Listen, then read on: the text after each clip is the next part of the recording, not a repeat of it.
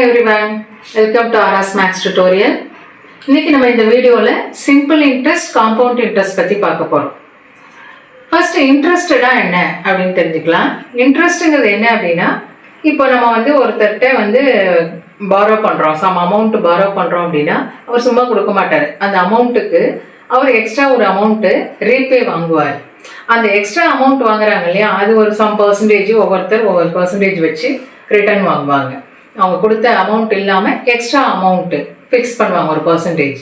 That extra amount is called as interest. அந்த இன்ட்ரெஸ்ட்ல there are two types. First one simple interest, another one compound interest. இப்போ first நம்ம simple interest formulas, அதில் இருக்கக்கூடிய டேர்ம்ஸ்லாம் என்னென்ன term, அதில் ப்ராப்ளம்ஸ் என்னங்கிறது பார்க்க போகிறோம் இன்னைக்கு. ஃபர்ஸ்ட் சிம்பிள் இன்ட்ரெஸ்ட் ஃபார்முலா என்ன அப்படின்னா PNR by 100 அப்படின்னு சொல்கிறோம். இங்கே P stands for principal amount. Principal amount means first நம்ம சம் அமௌண்ட் நம்ம வாங்குறோம், அல்லது ஒரு லோன் வாங்குறோம் பேங்க்ல அப்படின்னா ஒரு அமௌண்ட், ஒரு 1 lakh 2 lakh அப்படி ஒரு அமௌண்ட் நம்ம வாங்குறோம் இல்லையா, that amount is called as principal amount. N time, எவ்வளோ இயருக்கு நம்ம அதை எவ்வளோ இயர் கழிச்சு நம்ம ரிட்டர்ன் பண்ண போகிறோம் அப்படிங்கிறது தான் N. ஆறுங்கிறது ரேட் ஆஃப் இன்ட்ரெஸ்ட், அவங்க ஃபிக்ஸ் பண்ணக்கூடிய amount, that is called as rate of interest. அது ஆறுன்னு டினோட் பண்ணுறோம். நெக்ஸ்ட் அமௌண்ட்டை A அப்படின்னு சொல்லி, அமௌண்ட்டுங்கிறது என்ன அப்படின்னா நம்ம வாங்கின பிரின்சிபல் அமௌண்ட், அதுக்கு நம்ம எவ்வளோ வட்டி இன்ட்ரெஸ்ட் கட்ட போகிறோம், அது ரெண்டும் சேர்ந்தது தான் அமௌண்ட்டுன்னு இங்கே நம்ம ரெஃபர் பண்ணுறோம். It is denoted as capital A. Capital A equal to principal amount plus simple interest, ரெண்டும் சேர்ந்த டோட்டல் தான் அமௌண்ட். இப்போ இதோட ஃபார்முலாஸ் பார்க்க போகிறோம். First simple interest equal to PNR by 100. Amount A equal to P plus simple interest. Simple interest formula இங்க substitute பண்ணீங்க அப்படின்னா we will have capital A equal to capital P into 1 plus NR by 100. இப்போ இந்த ஃபார்முலாலேருந்து நமக்கு எந்த unknown value வேணாலும் நம்ம calculate பண்ணிக்கலாம். ஸோ சிம்பிள் இன்ட்ரெஸ்ட் ஐன்னு சிம்பிளி டினோட் பண்ணுவோம். I equal to PNR by 100. இதுலேருந்து இப்போ நமக்கு N வேணும், எத்தனை இயர்ஸ்ல நீ ரீபே பண்ண போறேன்னு டைம் கேட்கறாங்க, N கேட்கறாங்க அப்படின்னா இதுலேருந்து நம்ம N இங்க வச்சுட்டு மீதி எல்லாம் இந்த பக்கம் கொண்டு வரணும். ஸோ இங்க இருக்க டினாமினேட்டர்ல இருக்க 100 இங்க வந்துச்சுன்னா 100 into I மாறும். இங்க இருக்க P and R நியூமரேட்டர்ல இருக்கிறது டினாமினேட்டருக்கு வந்துடும். So this is the formula for N. Similarly for rate of interest R வேணும் அப்படின்னா இந்த 100 அங்க கொண்டு போகணும், P into N இங்கே டினாமினேட்டருக்கு வந்துடும். So 100I by PN. And then principal amount கேட்குறாங்க அப்படின்னா 100 into I, N ஆரும் இந்த பக்கம் வரணும். NR நியூமரேட்டர்ல இருக்கு, இந்த பக்கம் வரும்போது டினாமினேட்டருக்கு வந்துடும். ஸோ இப்படிதான் இந்த 4 ஃபார்முலாவும் நீங்கள் ஞாபகம் வச்சுக்கணும். 1 2 3 4 5 ஃபார்முலாஸை நீங்கள் ஞாபகம் வச்சுக்கணும் சிம்பிள் இன்ட்ரெஸ்ட் ப்ராப்ளம்ஸ் பார்க்கறதுக்கு. ஓகே, இதில் first problem. If Mr. Bharat borrows rupees 1600 for 3 years at 12% per annum interest, calculate how much he has to repay. அவர் எவ்வளோ வாங்குறாரு, பரத் எவ்வளோ அப்படின்னா rupees 1600 வாங்குறாப்புல. இவருக்கு இன்ட்ரெஸ்ட் என்ன அப்படின்னா per annum 12%. For 3 years return பண்ண போறாங்க, 3 இயர்ஸ்ல ரீபே பண்ண போறாங்க. அப்போ எவ்வளோ அமௌண்ட் அவங்க ரீபே பண்ணணும், இன்ட்ரெஸ்ட் சேர்ந்து எவ்வளோ பண்ணணும் அப்படிங்கிறது கொஸ்டின். ஓகே, ஃபர்ஸ்ட் நம்ம கொடுத்துருக்க இன்ஃபர்மேஷன்ஸை நம்ம நோட் பண்ணிக்கிறோம். என்ன இன்ஃபர்மேஷன் கொடுத்துருக்காங்க, ரேட் ஆஃப் இன்ட்ரெஸ்ட் கொடுத்துருக்காங்க, அது ஆர்னு சொல்லுவோம். ஆர் எவ்வளவு 12%. And then principal amount 1600. Years எவ்வளவு, டைம் என்ன 3 years. So N equal to 3 years. Formula என்ன, இப்போ நமக்கு SI ஃபார்முலா PNR by 100. இப்போ சப்ஸ்டியூட் பண்ணுறீங்க values. P equal to 1600, N 3 years, 12%ங்கிறது 12 by 100. அதனால இங்கே by 100ன்னு போட்டுக்கிறோம் ஃபார்முலாலேயே. ஓகே, இதை கேன்சல் பண்ணி சிம்பிளை பண்ணீங்க அப்படின்னா 576 ஆன்சர் வரும். Then the amount to be repaid, அவங்க ரீபே பண்ண வேண்டிய அமௌண்ட் எவ்வளவு அப்படின்னா principal amount plus interest. Principal amount 1600, interest இப்போ எவ்வளோ கால்குலேட் பண்ணோம் 576. So total 2176. இதுதான் அவங்க ரீபே பண்ண வேண்டிய அமௌண்ட். ஸோ ஏ கேட்டிருக்காங்க, ஏக்கு ஃபார்முலா யூஸ் பண்ணியிருக்கோம். அதுக்கு முன்னாடி சிம்பிள் இன்ட்ரெஸ்ட் எவ்வளோன்னு கால்குலேட் பண்ணணும். கால்குலேட் பண்ணிட்டு அதை பிரின்சிபல் அமௌண்ட்டோட ஆட் பண்ணி சொல்லியிருப்போம் answer. Next second problem. Second ப்ராப்ளத்தில் நம்ம டைம் கால்குலேட் பண்ணுறோம். இங்கே என்ன கொடுத்துருக்காங்க அப்படின்னா rupees 350 amounts to rupees 455 at 10% per annum interest. Find the number of years. அதாவது பிரின்சிபல் அமௌண்ட் 350 rupees, அது அமௌண்ட் ஆகி நம்ம ரீபே பண்ணுறது எவ்வளோ அப்படின்னா 455. Rate of interest 10% per annum. Now we have to calculate the number of years. So first நம்ம given information note பண்ணிக்கணும். given information என்னன்னா principal amount P equal to rupees 350 and the amount repay பண்ற amount A வந்து 455, rate of interest 10%. இப்போ first நம்ம interest எவ்வளோன்னு calculate பண்ணணும். Interest என்ன அப்படின்னா amount minus P, A minus P. A 455, P is 350, minus பண்ணிங்க அப்படின்னா 105. That is simple interest I. Now N formula 100I by PR. 100 into I value 105 divided by P into R. P is 350, R is 10%. 10% means 10 by 100, இந்த 100 தான் நமக்கு மேலே போயிடுது. So இந்த 100 இந்த 0 cancel பண்ணோம் அப்படின்னா 1 into 105 by 35. 105 by 35 will be 3 years. N equal to 3 years. So 3 yearsல நம்ம அதை ரீபே பண்ணுறோம். எவ்வளோ ரீபே பண்ணுறோம்னா 455 at 10% இன்ட்ரெஸ்ட்ல நம்ம 3 yearsல அதை ரீபே பண்ணுறோம். This is calculation of time இந்த ப்ராப்ளத்தில்.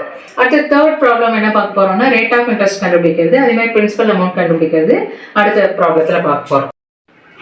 நம்ம லாஸ்ட் 2 ப்ராப்ளத்தில் என்ன பண்ணோம், ஒரு ப்ராப்ளத்தில் சிம்பிள் இன்ட்ரெஸ்ட் கால்குலேட் பண்ணோம், செகண்ட் ப்ராப்ளத்தில் டைம் கால்குலேட் பண்ணோம். இப்போ இந்த தேர்ட் ப்ராப்ளத்தில் ரேட் ஆஃப் இன்ட்ரெஸ்ட் எவ்வளோன்னு கால்குலேட் பண்ண போகிறோம். A sum of money amounted to rupees 1071 in 6 months and rupees 1106 in 16 months. Calculate the rate of simple interest. என்ன கொடுத்துருக்காங்கன்னு பாருங்க.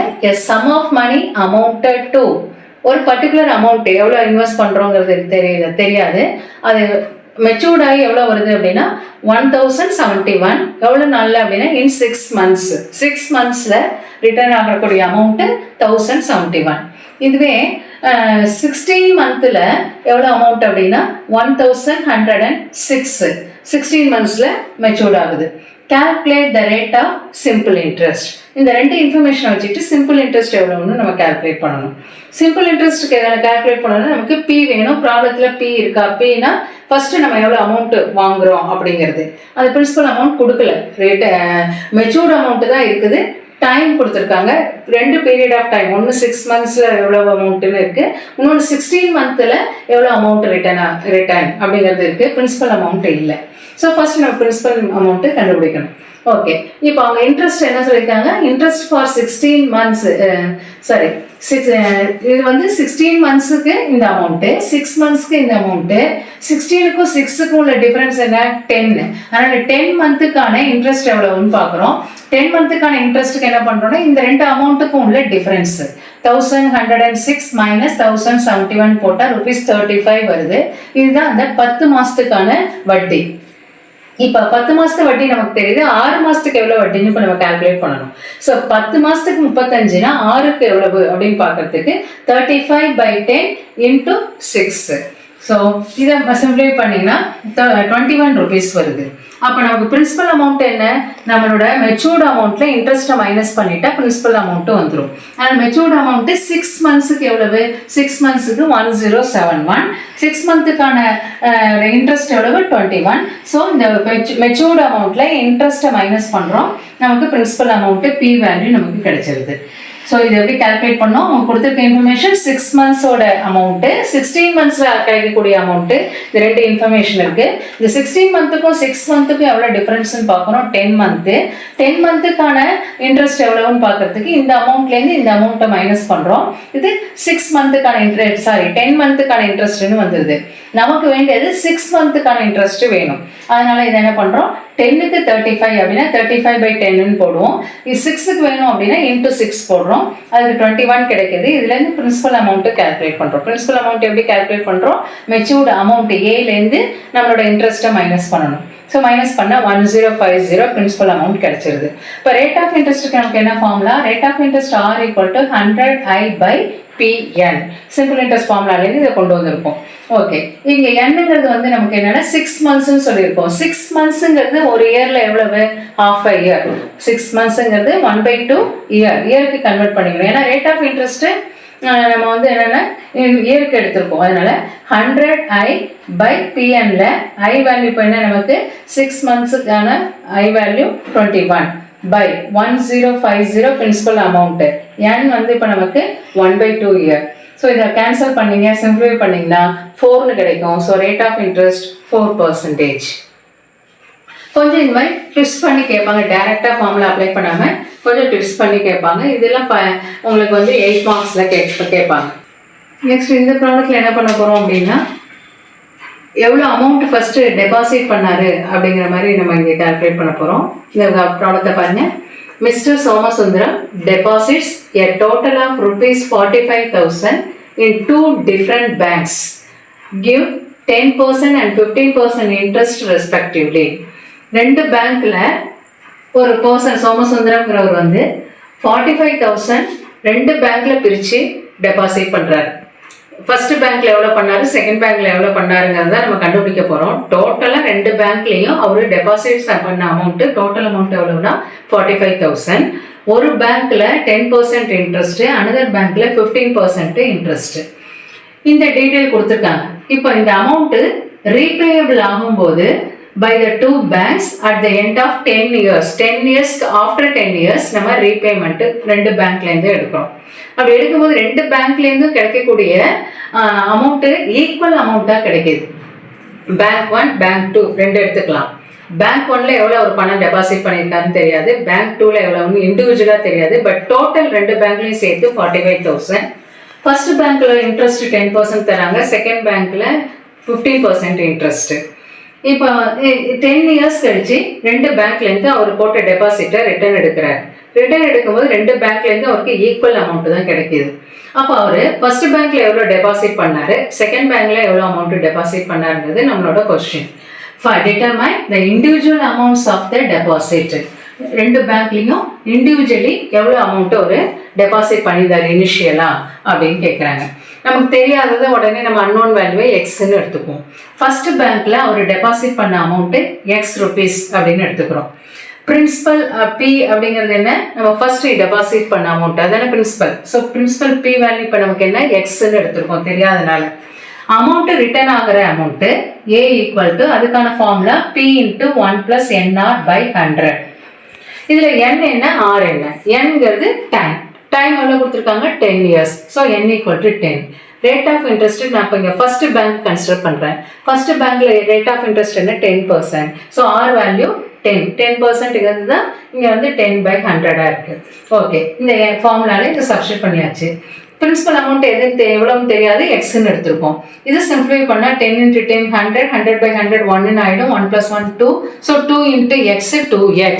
அப்போ principal amount x amount deposit பண்ணுறாரு, ரிட்டர்ன் அமௌண்ட் அவருக்கு எவ்வளவு 2 × x கிடைக்குது ஃபர்ஸ்ட் பேங்க்ல. இது ஓகே. நெக்ஸ்ட் செகண்ட் பேங்க்குக்கு போகிறோம். இந்த அமௌண்ட் டெபாசிட்டட் இந்த செகண்ட் பேங்க். இப்போ ஃபர்ஸ்ட் பேங்க்ல ஒரு எக்ஸ் டெபாசிட் பண்ணியிருக்காரு, செகண்ட் பேங்க்ல எவ்வளோ பண்ணியிருப்பாரு, டோட்டலாக 2 பேங்க்லையும் எவ்வளோன்னு கொடுத்துருக்காங்க 45,000. அப்போ ஃபர்ஸ்ட் பேங்க்ல எக்ஸ் ருபீஸ் பண்ணியிருக்காருன்னா செகண்ட் பேங்க்ல இந்த டோட்டலில் எக்ஸ் போக மீதி கட்டியிருப்பார். அதனால 45,000 - எக்ஸ் தான் செகண்ட் பேங்க்ல அவர் டெபாசிட் பண்ண அமௌண்ட். ஓகே, செகண்ட் பேங்க்லேருந்து அவருக்கு ரிட்டர்ன் என்ன வருது, அமௌண்ட் A, அதுக்கான ஃபார்முலா P × 1 + NR/100. செகண்ட் பேங்க்ல ரேட் ஆஃப் இன்ட்ரெஸ்ட் எவ்வளவு 15. அதனால இங்கே ஆருக்கு 15ன்னு கொடுத்துக்கிறோம், 15/100. Nங்கிறது டைம், ரெண்டுமே ஆஃப்டர் 10 இயர்ஸ் தான் 2 பேங்க்லேருந்து எடுக்கிறாரு. அதனால இங்கேயும் N வந்து 10 தான். ஆனால் டெபாசிட் அமௌண்ட் எவ்வளவு 45,000 - எக்ஸ், அதாவது பிரின்சிபல் அமௌண்ட்டு. இப்போ இதை சிம்பிளிஃபை பண்ணுறோம். இதை கேன்சல் பண்ணீங்க அப்படின்னா கேன்சல் பண்ணிட்டு 1.5 கிடைக்கும். 1.5 + 1 2.5 கிடைக்குது. இந்த 2.5 இந்த 2 நம்பரோடையும் வெளியில் மல்டிப்ளை பண்ணணும். ஃபர்ஸ்ட் இந்த 45,000 × 2.5 பண்ணிங்கன்னா 1,12,500 கிடைக்கும். மைனஸ் இங்கே மைனஸ் இருக்கிறதுனால மைனஸ் இன்ட்டு ப்ளஸ் மைனஸ் வரும். 2.5 × x 2.5x. லெஃப்ட் சைடு என்ன இருக்கு, இந்த அமௌண்ட் டெபாசிட்டட் இந்த செகண்ட் பேங்க் எவ்வளவு சார் 2x. சாரி, இங்கே 2x எப்படி எடுத்துக்கிறோம் அப்படின்னா ஆஃப்டர் 10 இயர்ஸ் 2 பேங்க்லேருந்தும் அவருக்கு ரிட்டர்ன் கிடைக்கிற அமௌண்ட் ஈக்குவல் அப்படின்னு சொல்லியிருக்காங்க. ஃபர்ஸ்ட் பேங்க்ல ரிட்டர்ன் கிடைக்கக்கூடிய அமௌண்ட் எவ்வளவு 2x. இப்போ இங்கே ரிட்டர்ன் கிடைக்கக்கூடிய அமௌண்ட் இது. ஸோ ரெண்டையும் ஈக்குவேட் பண்ணுறோம். ஃபர்ஸ்ட் பேங்க்ல இருந்த அமௌண்ட்டும் செகண்ட் பேங்க்ல கிடைக்கிற அமௌண்ட்டு ஈக்குவல் அவங்க கொடுத்துருக்கிறதுனால ரெண்டையும் ஈக்குவேட் பண்ணிட்டு எக்ஸ் மட்டும் நம்ம கண்டுபிடிக்கிறதா நம்ம எய்ம். ஸோ இந்த எக்ஸ் ஒரே பக்கம் கொண்டு வரோம். -2.5x லெஃப்ட் சைட் கொண்டு வந்தீங்கன்னா +2.5x ஆகும். 2x + 2.5x = 1,12,500. 2 plus 2.5, 4.5x equal to this amount and x equal to 4.5 இங்க கொண்டு வந்து டிவைட் பண்ணுறோம். டிவைட் பண்ணால் x என்ன கிடைக்கும்னா 25,000 கிடைக்குது. ஸோ எக்ஸோட வேல்யூ, அதாவது ஃபர்ஸ்ட் பேங்க்ல அவர் டெபாசிட் பண்ண அமௌண்ட் தானே எக்ஸ், அந்த எக்ஸ் வேல்யூ இப்போ என்னன்னு கிடைச்சிருக்கு 25,000 கிடைச்சிருக்கு. ஸோ ஃபர்ஸ்ட் பேங்க்ல அவர் டெபாசிட் பண்ண அமௌண்ட் 25,000. அப்போ செகண்ட் பேங்க்ல எவ்வளோ பண்ணியிருப்பாரு? டோட்டல் பண்ணது எவ்வளவு? 45,000. ஸோ 45,000ல ஃபர்ஸ்ட் பேங்க்ல 25,000 பண்ணியிருக்காருங்க, அதை மைனஸ் பண்ணிட்டீங்கன்னா ரிமைனிங் என்ன வரும்? 20 வரும். அப்போ செகண்ட் பேங்க்ல அவர் எவ்வளோ டெபாசிட் பண்ணியிருக்காரு? 20,000. இந்த 20 எப்படி வந்துச்சு? டோட்டல் அமௌண்ட்ல ஃபர்ஸ்ட் பேங்க்ல டெபாசிட் பண்ணதை மைனஸ் பண்ணா செகண்ட் பேங்க்ல எவ்வளோ டெபாசிட்ங்கிறது தெரியும். ஸோ ரெண்டு பேங்க்லயும் ஒரு இண்டிவிஜுவல் அமௌண்ட் எவ்வளோ டெபாசிட் பண்ணாருங்கிறதா question. First bank 25,000, second bank 20,000. So இங்கே என்ன பண்ணியிருக்கோம்? பிரின்சிபல் அமௌண்ட் எதுன்னு தெரியாதனால எக்ஸ்ன்னு எடுத்துக்கிட்டோம். அமௌண்ட் ஃபார்முலா யூஸ் பண்ணியிருக்கோம். யூஸ் பண்ணி ரிட்டர்ன் அமௌண்ட் ஃபர்ஸ்ட் பேங்க்ல எவ்வளவுன்னு ஃபிக்ஸ் பண்ணியாச்சு. அதே மாதிரி செகண்ட் பேங்க்ல ரிட்டர்ன் அமௌண்ட் எவ்வளவுன்னு ஃபிக்ஸ் பண்ணியிருக்கோம். அதுதான் இந்த அமௌண்ட். இதை என்ன பண்றோம்? ஃபர்ஸ்ட் பேங்க் அமௌண்ட்டும் செகண்ட் பேங்க் அமௌண்ட்டும் ஈக்குவல்னு அவங்க கொடுத்துருக்கிறதுனால ரெண்டு ஈக்குவேட் பண்ணிட்டு எக்ஸ் வேல்யூவை கண்டுபிடிச்சிருக்கோம். What is X means the amount deposited in the first bank. So X value அங்கே கொடுத்துட்டு அடுத்தது செகண்ட் பேங்க்குக்கு 45,000லேருந்து இதை மைனஸ் பண்ணி எழுதியிருக்கோம். ஸோ இதெல்லாம் சிம்பிள் இன்ட்ரெஸ்ட் ரிலேட்டட் ப்ராப்ளம்ஸு இந்த வீடியோவில் பார்த்துருக்கோம். 4 ப்ராப்ளம் பார்த்துருக்கோம். நெக்ஸ்ட் வீடியோவில் காம்பவுண்ட் இன்ட்ரெஸ்ட் எப்படி கால்குலேட் பண்ணுறது, அதுக்கான ஃபார்முலாஸ்லாம் என்ன அப்படிங்கிறது நெக்ஸ்ட் வீடியோவில் பார்க்கலாம். Thank you.